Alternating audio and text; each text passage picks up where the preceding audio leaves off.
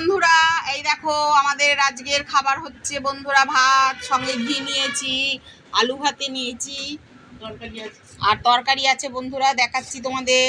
যে বন্ধুরা একটা নিরামিষ তরকারি, এই দেখো আমার মাও তাই খাবে। আর তোমরা তো জানো বন্ধুরা যে 1 মাস ধরে আমরা নিরামিষ খাবো, আমাদের এই সবই খেতে হবে এবং এক গাদা বেশি কিছু খাবো না বন্ধুরা, স্বল্প আহার করব। টাটা, ভালোবাসা রইলো, সুস্থ থেকো।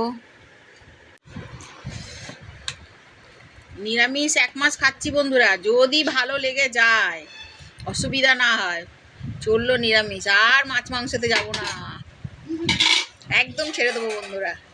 এই ভাত হাতে নিয়ে কথা দিলাম, যদি দেখি, হ্যাঁ যদি যদি পারি বন্ধুরা, যদি যে 1 মাস ভগবানের কৃপায় কাটিয়ে দিতে পারি, আর খাবোই না।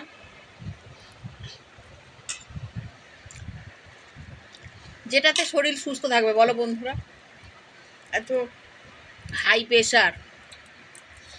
তবে ঘিটা একটু কম খেতে হবে, ঘি কিন্তু প্রেশারের পক্ষে ক্ষতিকর। আমার তো বেশ মজাই লাগছে।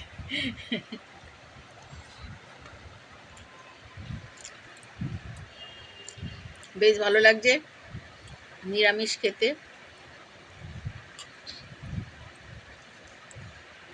আর বয়সও তো হয়ে গেল, সব কিছুর একটা বয়সের সঙ্গে সঙ্গে ছেড়ে দিতে হয়। টাটা বন্ধুরা, ভালোবাসা রইলো, অনেক ভালো থেকো।